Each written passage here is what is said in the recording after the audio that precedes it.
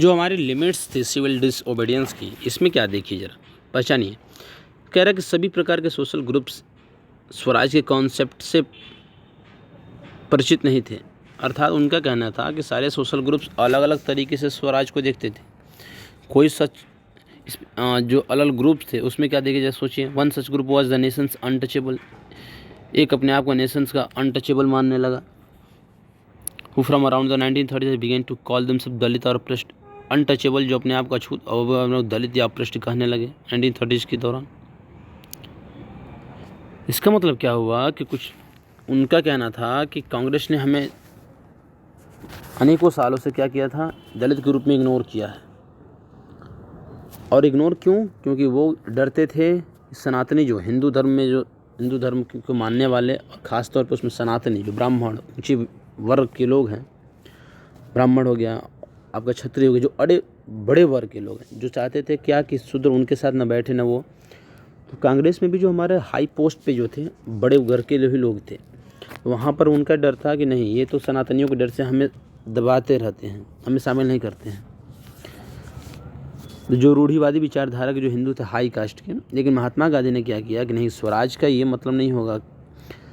Swaraj would not come for 100 years if untouchability was not eliminated. उनका कहना था कि स्वराज तो 100 सालों तक भी यहाँ पर नहीं आएगा यदि आप अपने मन से, यदि यहाँ से आप अनटचेबिलिटी को हटाओगे नहीं तो। ये कह रहा है। और उन्होंने अनटचेबल्स को हरिजन कहा। ही कॉल्ड द अनटचेबल्स हरिजन। इसका मतलब भगवान के बच्चे हैं, हरि और जन, 2 वर्ड्स मिलकर। और उन्होंने सत्याग्रह स्टार्ट किया। क्या? मंदिरों में उनको एंट्री मिलना चाहिए, पब्लिक वेल्स पे एक्सेस मिलना चाहिए, टैंक्स पे एक्सेस मिलना चाहिए, रोड्स पे मिलना चाहिए, स्कूल्स वगैरह सब पे उनको एक्सेस मिले, इसके लिए सुरक्षा प्रदान करने उन्होंने सत्याग्रह स्टार्ट कर दिया। इसके लिए उन्होंने क्या किया, वो स्वयं अपना क्या करने लगे। He himself cleaned toilets to dignify the work of the bhangi the sweepers. उन्होंने क्या किया कि भंगी जो थे, इनको स्वीपर कहते हैं, उनके कामों को महत्व देने के लिए उन्होंने स्वयं टॉयलेट साफ़ करना स्टार्ट कर दिया। अपर कास्ट के जो लोग थे उनको अपने हृदय परिवर्तित करने के लिए परसुएड किया, कन्विंस किया, और ये कहा कि आप जो अनटचेबिलिटी का जो पाप लिए घूम रहे हो उसको छोड़ो। लेकिन बहुत सारे जो दलित लीडर्स हैं डिफरेंट पॉलिटिकल सॉल्यूशन के तरीके से थे। क्यों? कि उन्हें अगर कम्युनिटी की समस्याओं को दूर करना है तो उन्हें अपने पॉलिटिकल सिस्टम में आ करके उनसे दूर करना पड़ेगा। उन्होंने ऑर्गेनाइजेशन बनाना स्टार्ट कर दिए, रिजर्व सीट के लिए डिमांड करने के स्टार्ट कर दिए एजुकेशन इंस्टीट्यूशन में। और अपना सेपरेट इलेक्टोरेट मुझे चाहिए, जिसमें क्या हो कि दलित मेंबर ही क्या हो चुने जाएंगे और दलित लोग चुनेंगे लेजिस्लेटिव काउंसिल के लिए। पॉलिटिकल एम्पावरमेंट चाहिए। ये विश्वास करते थे कि पॉलिटिकल एम्पावरमेंट के थ्रू ही उनकी सारी समस्याओं के सोशल डिसेबिलिटीज़ हैं उसको दूर किया जा सकता है। सिविल डिसओबीडियंस मूवमेंट में दलित पार्टिसिपेंट था वो बहुत लिमिटेड था, इसीलिए कारण से पर्टिकुलरली महाराष्ट्र और नागपुर रीजन में, जहाँ पर ऑर्गेनाइजेशन बहुत ही तगड़ा था। और इसके जो नेता बन के उभरे थे वो डॉक्टर भीमराव अम्बेडकर थे, जिन्होंने दलितों को ऑर्गेनाइज किया था। एक ग्रुप बनाकर depressed class association 1930 depressed class association in 1930 में बनाया था। और महात्मा गांधी के साथ उनका सेकंड राउंड टेबल कॉन्फ्रेंस में भी इस बात पे लेकर के कि सेपरेट इलेक्टोरेट फॉर दलित, उसका उनका विवाद हुआ था। जब ब्रिटिश गवर्नमेंट ने अम्बेडकर की डिमांड को मान ली तो गांधी जी ने फास्ट क्लियर टू दिस, उसको कहते हैं कि ऐसी क्या बोलते हैं, भूख हड़ताल, आमरण अनशन ही कहिए, आमरण अनशन कर दिए कि तब तक व्रत करेंगे जब तक हम मर नहीं जाते हैं। उनका विश्वास था कि जो सेपरेट इलेक्टोरेट है दलित के लिए, ये हमारा सोसाइटी में इनके इंटीग्रेशन में बाधा पहुंचाएगा, इस प्रोसेस को और धीरा कर देगा। अम्बेडकर ने फाइनली एक्सेप्ट की गांधी की पोजीशन को, और जो रिजल्ट निकला वो निकला 1932 का पूना पैक्ट। तो पूना पैक्ट पूछा जाए पूना पैक्ट कब हुआ था, तो सितंबर 1932 किसके बीच में हुआ था, तो आपका गांधी जी और अम्बेडकर के बीच में। किस बात पे हुआ था? जो हमारा सेपरेट इलेक्टोरेट था हरिजन्स अनटचेबल्स के लिए, शेड्यूल कास्ट्स अनटचेबल्स के लिए, इस बात पे कि उन्हें इलेक्टोरेट नहीं मिलेगा। ठीक है। अच्छा, फिर हुआ क्या, इसने क्या डिप्रेस्ड क्लास जो था, जिसे बाद में शेड्यूल कास्ट कहा गया, उसे छोड़ दिया गया रिजर्व सीट्स के लिए प्रोविंशियल और सेंट्रल लेजिस्लेटिव काउंसिल में। अब इन्हें क्या किया, अब जनरल इलेक्टोरेट द्वारा ही उन्हें वोट दिया जाएगा। जो दलित मूवमेंट था हमारा कांग्रेस लेड मूवमेंट में हमारा कंटिन्यू आगे इसमें शामिल होकर बढ़ा। कुछ मुस्लिम पॉलिटिकल ऑर्गेनाइजेशन भी थे जो इंडिया में जो अपना रिस्पॉन्ड करते थे इसमें सिविल डिसोबीडिएंस मूवमेंट में। नॉन कोऑपरेशन और खिलाफत मूवमेंट जो चल रहा था उसके पतन के बाद, डिक्लाइन के बाद, एक लार्ज सेक्शन ऑफ सोसाइटी ने ये महसूस किया कि वो तो कांग्रेस से अपने आप को अलग विलग महसूस करते हैं। मिड 1920 के जो हमारा दशक है उसके बाद से Congress came to be more visibly associated with openly Hindu religious group like Hindu Mahasabha. Mid 1920 के दौरान से कांग्रेस अपने आप को हिंदू रिलीजियस नेशनलिस्ट ग्रुप था, जैसे कि हिंदू महासभा, उसके नज़दीक ज़्यादा पाती थी। हिंदू और मुस्लिम जैसे जैसे रिलेशन हमारा समाप्त या ख़राब होते गए, हर एक कम्युनिटी अपने रिलीजियस प्रोसेशंस को क्या करने लगी, ग्रुपिंग करने लगी और मिलिटेंट फर्वर उसमें हिंसात्मक गतिविधियों के करने वालों के सभी हिंदुओं और मुस्लिमों को कम्युनल क्लासेज के लिए प्रोवोक करना, भड़काना, राइट्स कराना, दंगे भड़काना वायरस सिटीज़ में, और हर एक राइट हिंदू और मुस्लिम दोनों के बीच की जो गहरी खाई बनाता गया। कांग्रेस और मुस्लिम लीग ने कई सारे निगोशिएशन किए कि हम एक अलायंस बना सकें।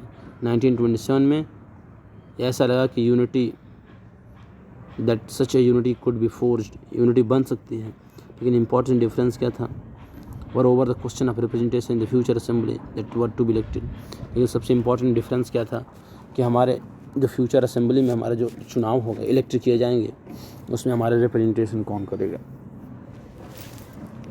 अब यहाँ पर मोहम्मद अली जिन्ना इनमें से एक मुस्लिम लीग के लीडर्स थे जो सेपरेट इलेक्टोरेट की डिमांड को छोड़ने के लिए इच्छुक थे। ये Muslims were assured reserved seats in the Central Assembly and in proportion to Bengal and Punjab। यहाँ पर कहना चाहते हैं वो सेपरेट इलेक्टोरेट के लिए छोड़ने की डिमांड जो छोड़ने की जो डिमांड थी उसको मानने के तैयार थे। यदि उनका कहना था कि यदि उन्हें सीट मिल जाए, रिजर्व सीट मिल जाए सेंट्रल असेंबली में, और जो मुस्लिम डोमिनेटेड प्रोविंसेज हैं जैसे कि बंगाल था, पंजाब था, इसमें उनकी जनसंख्या के अकॉर्डिंग उन्हें रिप्रेजेंटेशन मिल जाता। रिप्रेजेंटेशन के क्वेश्चन पर कई सारे वार्ताओं के बाद भी क्या हुआ हमारा, but all hope of resolving the issue at all parties conference in 1920 disappeared when M.R. Jayakar of the Hindu Mahasabha strongly opposed efforts at compromise। यहाँ पर इस सारी वार्ताओं का जो मेन है वो सारा ख़त्म हो गया। कब? जब ऑल पार्टी कॉन्फ्रेंस 1928 में हो रहा था। उस समय हिंदू महासभा के जो M.R. जयकर थे, इन्होंने स्ट्रांगली इसका अपोज किया कि कंप्रोमाइज़ क्यों कर रहे हो आप, नहीं करना मुझे कंप्रोमाइज़। इस बात से वो विफर पड़े और यहाँ से वो टूट इसमें पड़ गया। अभी जो सिविल डिसोबीडिएंस मूवमेंट है, इस प्रकार से हमारा सस्पिशन, डिस्ट्रस्ट दोनों कम्युनिटी के बीच में इसको बढ़ा कर रखी है। कांग्रेस से अलग होने के बाद एक लार्ज सेक्शन ऑफ जो मुस्लिम्स था अपने आप को क्या कर सके, इस फिर यूनाइटेड स्ट्रगल के लिए, मतलब कि इस जो सिविल डिसोबीडिएंस मूवमेंट था उसके लिए अपने आप को यूनाइट नहीं कर पाए। और बहुत सारे मुस्लिम लीडर थे और जो इंटेलेक्चुअल्स थे उन्होंने इस बात को विचार व्यक्त किया कि जो मुस्लिम हमारे जो लोग हैं वे भारत में एज ए माइनॉरिटी की तरह बिहेव किए जाएंगे, आगे इनकी स्थिति ऐसी हो जाएगी। वे यहाँ के कल्चर और आइडेंटिटी ऑफ माइनॉरिटीज़ पे भयभीत थे, उन्हें शंका था, डर था कि पता चले कि यहाँ हिंदू मेजॉरिटी के डोमिनेशन में उन्हें सबमर्ज कर दिया जाएगा, डुबो दिया जाएगा, उन्हें वो कर लिया जाएगा। ठीक है, अब हम चैप्टर पे जो लिमिटेशंस थे उसको हमने पढ़ लिया कि क्या क्या लिमिटेशंस थे। सबकी अलग अलग इंटरेस्ट की वजह से क्या कर सका, सब यूनाइट नहीं हो सका। इंडस्ट्रियलिस्ट नहीं यूनाइट हो पाए, और आपका ये इंडस्ट्रियलिस्ट पहले वाले में यूनाइट थे ज़्यादा, पता चला क्या कॉल ऑफ कर लिया, फिर कॉल ऑन किया, फिर बुलाया, बोला कह रहे यार ये तो ऐसे ही करते हैं, छोड़ो जाने दो। वर्कर्स जो थे इसमें शामिल नहीं हुए, क्योंकि उनका इंटरेस्ट था कि हमारा ये झुकाव था सोशलिस्ट और इसके ग्रुप के प्रति, कुछ यंग लीडर्स का था, लेकिन वहाँ पर जो बड़े बड़े लीडर्स थे उनका ये झुकाव क्या था कि अगर ये सोशलिस्ट को मानते हैं तो पता चले कि हमारे ये पैसे देने वाले जो भी ग्रुप हैं इंडस्ट्रियलिस्ट का, वो भाग जाएगा। इस प्रकार से दोनों के बीच थोड़ा सा वो करना, महिलाओं के प्रति वैसे ही महिलाएं लाख करने के बाद भी जो सोसाइटी के जो महिलाओं का जो ग्रुप था वो भी बड़े घरानों से ही था। शहरों में बड़े बड़े अमीर घरानों की महिलाएं थी, तो छोटे घरानों में या ग्रामीण इलाकों से वो भी थोड़ा सा ऊंची फैमिली की थी, मतलब आम जनमानस के इसमें सहयोग कम था। अभी बता ही दिए कि ये हिस्सा कैसे हमारा कास्ट के आधार पर देखिए तो कास्ट के आधार पर शेड्यूल कास्ट और इन सब के बीच में फिर उन्होंने हरिजन कहा इस बात को हटाने के लिए कि नहीं चलिए भाई हम आपको शामिल करते हैं, लेकिन फिर भी हमारा एक सोसाइटी में हमारा इलेक्टोरेट सेपरेट इलेक्टोरेट की बात चली थी कि हम क्या हैं कि समाज से कटे हुए छटे हुए हमें क्या शोषित किया जाता है, दलित हैं हम लोग।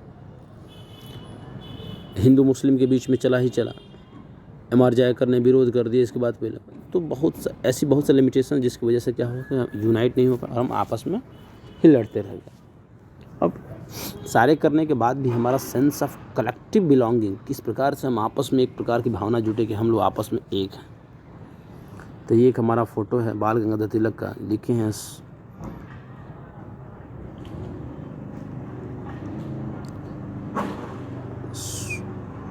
पता नहीं क्या लिखे हैं, क्लियर नहीं दिख पा रहा है, I am not visible for that, I am sorry for that. But overall इसमें देखेंगे तो इन्होंने स्वदेशी की ही बात की है, लग रहा है स्वदेशी will be out cry for ever.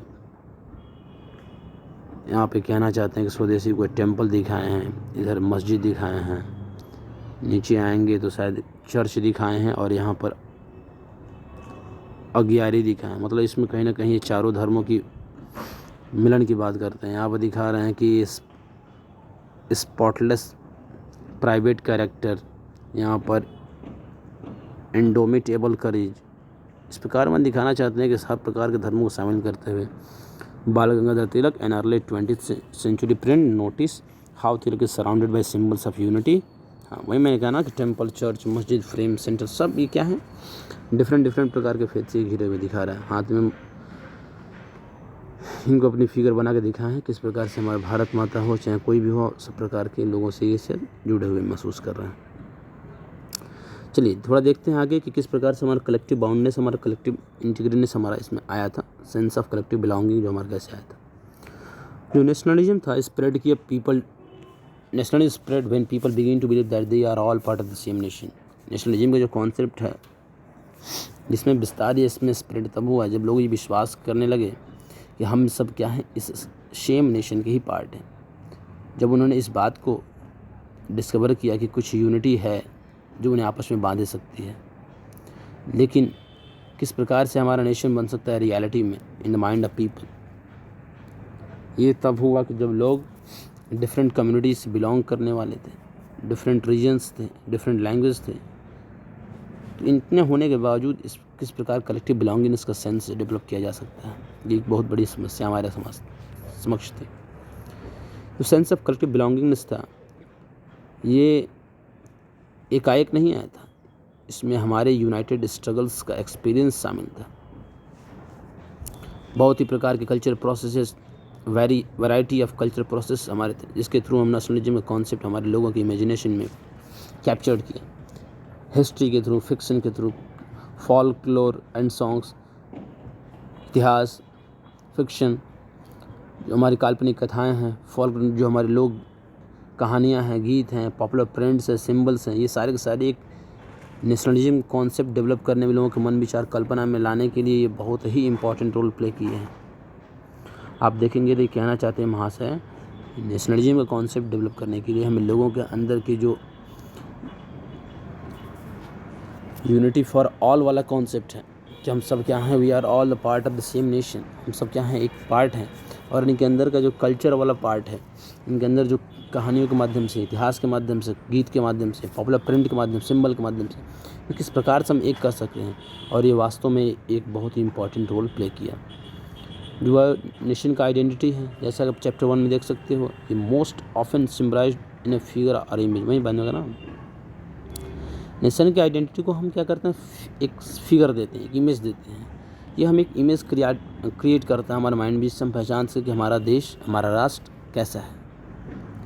20th century में जैसे जैसे नेशनलिज्म का ग्रोथ किया हमारा, भारत में भी इसकी पहचान को हम क्या करने लगे, दिखाने लगे और भारत माता बनाने लगा। वहाँ पर देखोगे आप यूरोप में तो पितृभूमि का कॉन्सेप्ट है, जो मातृभूमि कहते हैं, वहाँ पितृभूमि का कॉन्सेप्ट। यहाँ पर भारत माता की इमेज को, भारत माता की इमेज जैसा फिगर में आप देखिए, ये है भारत माता का कॉन्सेप्ट। ये अवनींद्रनाथ टैगोर 1905 में बनाया था। इसमें दिखाया क्या गया है कि एक हाथ में उनके तुलसी माला दिखाया गया है, एक सफ़ेद वस्त्र दिखाया गया है, एक वस्त्र में वेदों को ली हुई हैं। इस बड़ी सात्विक जो एस्थेटिक कहा जाए ना, सात्विक विचारधारा को दिखाते हुए योगिनी तपस्विनी की तरह दिखाया गया। तो जो पहली इमेज थी जो क्रिएट किया गया था वो बंकिम चंद्र चट्टोपाध्याय या बंकिम चंद्र चटर्जी के द्वारा किया गया था। 1870 के दौरान उन्होंने वंदे मातरम लिखा, अपनी मातृभूमि के प्रशंसा में लिखा था।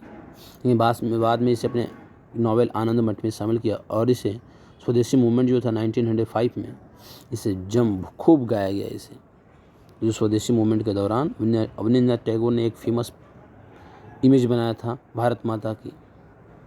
इस पेंटिंग में भारत माता को दिखाया गया एस्केटिक फिगर्स के रूप में, इसमें काम है, शांत, पूरी एकदम शांत दिखाई गई हैं। सीज काम, कंपोज्ड, डिवाइन एंड स्पिरिचुअल, ऐसे दिखाया गया।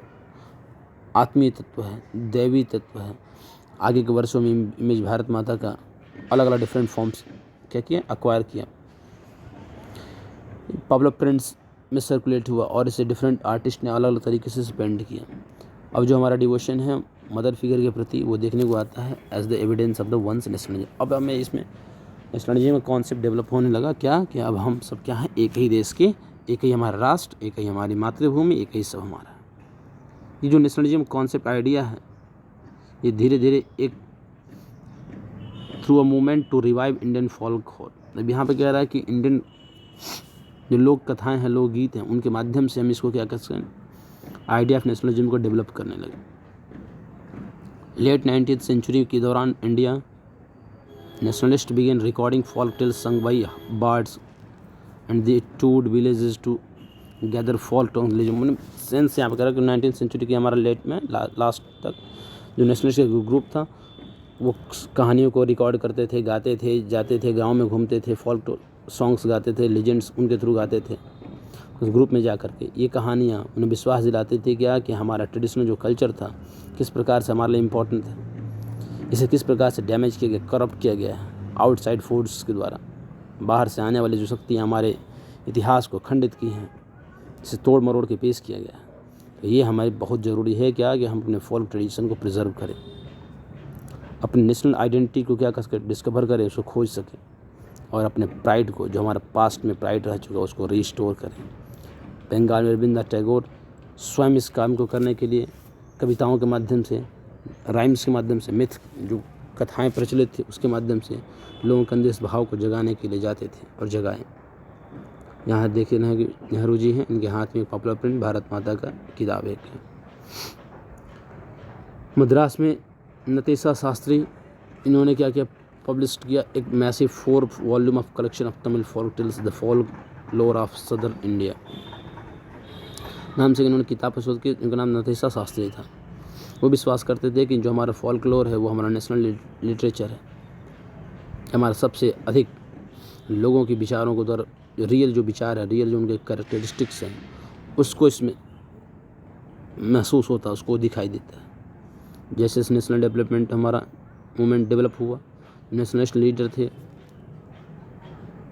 वो इस प्रकार के आइकॉन से और ज़्यादा परिचित हुए, सिंबल से, जिससे क्या हो लोगों को हम इंस्पायर कर सके, यूनिफाई कर सके और उनके अंदर नेशनलिज्म फीलिंग्स को डेवलप कर सके। स्वदेशी मूवमेंट के दौरान बंगाल में एक ट्राई कलर का फ्लैग रेड ग्रीन येलो का डिज़ाइन किया गया। इसमें 8 लोटस थे। ये रिप्रेजेंट करते थे 8 प्रोविंसेज को जो कि ब्रिटिश इंडिया का था, और एक क्रिसेंट मून था जो कि हिंदू और मुस्लिम दोनों को क्या करता था, रिप्रेजेंट करता था। 1921 में गांधी जी ने भी एक डिज़ाइन किया था स्वराज फ्लैग को। इसमें क्या ट्राई कलर था, रेड ग्रीन वाइट था और बीच में स्पिनिंग वाइल था सेंटर में, जो कि Gandhian ideal of self reliant का, सेल्फ हेल्प का दिखा रहा था रिप्रेजेंटेशन। फायर फ्लैग को कैरी करते हुए, इसको पकड़े हुए मार्च के दौरान एक प्रकार से क्या था, हमारा रक्षा का प्रतीक बन गया था। मार्च के दौरान जब भी हम संघर्ष करते थे, जब भी हम अपना निकालते थे, मूवमेंट निकालते थे, और हमारा फीलिंग ऑफ नेशनलिज्म को क्रिएट करने के और क्या क्या साधन थे, तो वो क्या था हमारा कि इतिहास का हम पुनर्लेखन करें, री इंटरप्रिटेशन उसकी पुनर्व्याख्या करें। 19th सेंचुरी के एंड तक बहुत सारे इंडियंस क्या थे, इस बात को महसूस करने लगे क्या, क्योंकि उन्हें राष्ट्र के प्रति जो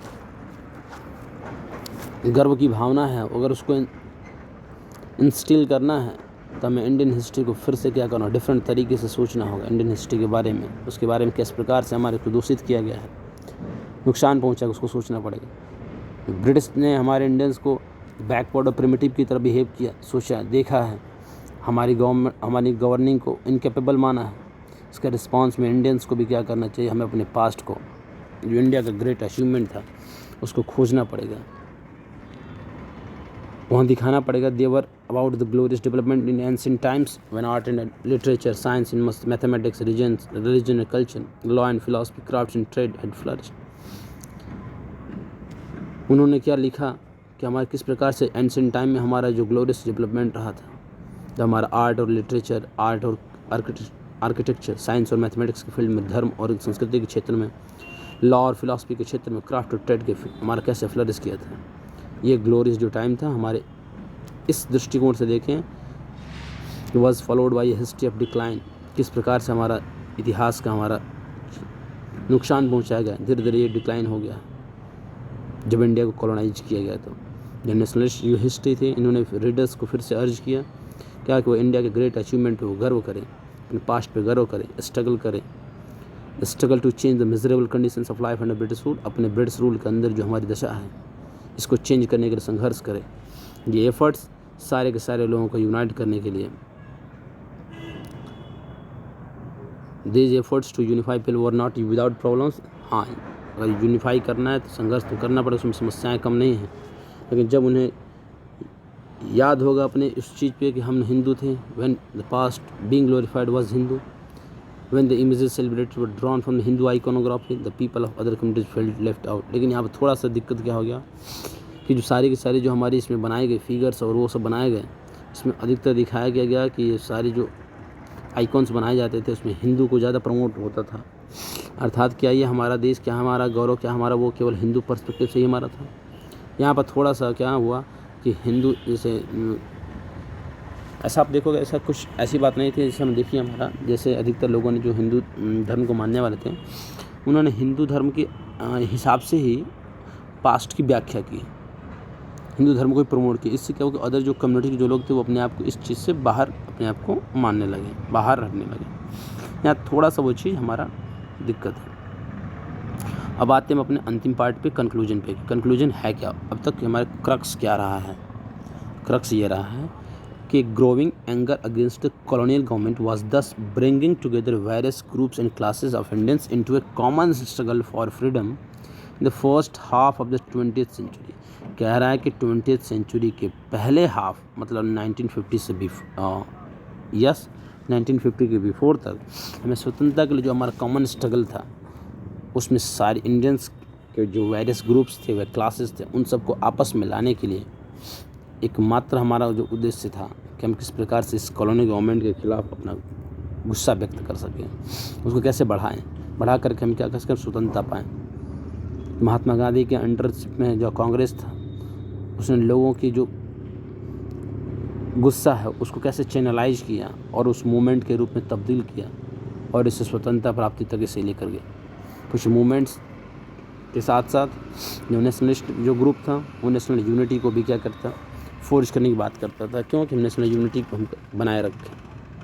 क्योंकि जैसा कि हमने देखा डिफरेंट ग्रुप्स हैं, डाइवर्स क्लास ग्रुप्स हैं, इन्होंने इस मूवमेंट में पार्टिसिपेट किया था अपने वेरियस एस्पिरेशन एक्सपेक्टेशन के साथ साथ।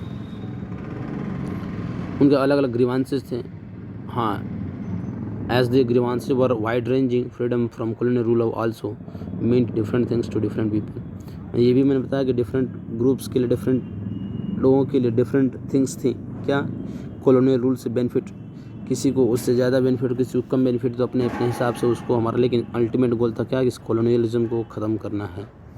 कांग्रेस ने लगातार प्रयास किया कि इसे डिफरेंस को कैसे रिजॉल्व करें और ये डिमांड इंश्योर किया कि जो डिमांड एक ग्रुप की है ज़्यादा दूसरे पर हमारा एलिमिनेट ना कर जाए, ओवरलैप ना कर जाए। यही है कि unity within the movement often broke down. यही कारण था कि बार बार ये यूनिटी टूटती भी थी, लेकिन फिर से इसे जोड़ने का काम कर लिया जाता। High points of Congress activity nationalist unity were followed by the phases of disunity and inner conflict between groups. ये तो कहीं पर भी होता है, इसमें कोई बहुत बड़ी बात नहीं है। कांग्रेस के एक्टिविटी के अंदर दौरान भी हाई पॉइंट्स क्या था, नेशनलिस्ट ग्रुप था क्या था, कि इनके अंदर कभी कभार क्या होता था कि डिसयूनिटी बनती थी, इनर कॉन्फ्लिक्ट होता था ग्रुप्स के बीच। तो जहाँ पर जारे बर्तन नहीं वहाँ पर आवाज़ करेगी, इसमें कोई दिक्कत नहीं। सबकी कॉमन कैसे हो सकती है, सब लोग एक ही जैसे कैसे सोच सकते हैं एकदम, थोड़ा सा कॉन्फ्लिक्ट तो होना ही होना था। लेकिन ओवरऑल कुल मिला के कहें तो सारा का सारा सब लोग एक धीरे धीरे कर लोगों देश प्रेम की भावना, राष्ट्र प्रेम की भावना लोगों के अंदर डेवलप करना स्टार्ट कर गए। कॉलोनियल रूल से मुक्ति पानी है, किस प्रकार से पाना, ये हमारा लोगों के अंदर एक ग्रुप करने लगा। और लास्ट में कहें तो क्विट इंडिया मूवमेंट सबसे हमारा हिस्टोरिक रहा था 1942 में। वर्धा में इसको स्टार्ट करना क्रिप्स मिशन के फेलियर के दौरान, और वर्ल्ड वार सेकेंड हमारा स्टार्ट वर्ल्ड वार सेकेंड का जो the failure of the Cripps mission and the effects of world war second create wide discontentment in India. World war second का जो प्रभाव था उसका इम्पैक्ट देखने को मिला और हमारे चारों तरफ से। और क्रिप्स मिशन का फेलियर के दौरान एक हमारा और गांधी ने एक मूवमेंट स्टार्ट किया क्विट इंडिया मूवमेंट का 1942 में। और इसमें क्या डिमांड किया कि इस बार हमें करो या मरो, डू और डाई का नारा दे करके पूरा का पूरा गांधी जी ने सारे लोगों के अंदर की अंतरात्मा को झकझोर दिया। इसमें कई सारे लोग हड़ताल पर निकल रहा है, वो निकल गए। और सबसे बड़ी बात इसमें क्या कि बहुत सारे यंग लीडर्स का, यंग पार्टिसिपेशन का योगदान में, जैसे जयप्रकाश नारायण जेपी जी को कहते हैं, अरुणा आसफ अली थी, राम मनोहर लोहिया थे, और भी अनेक प्रकार के जो हमारी महिलाएं थीं, जिनका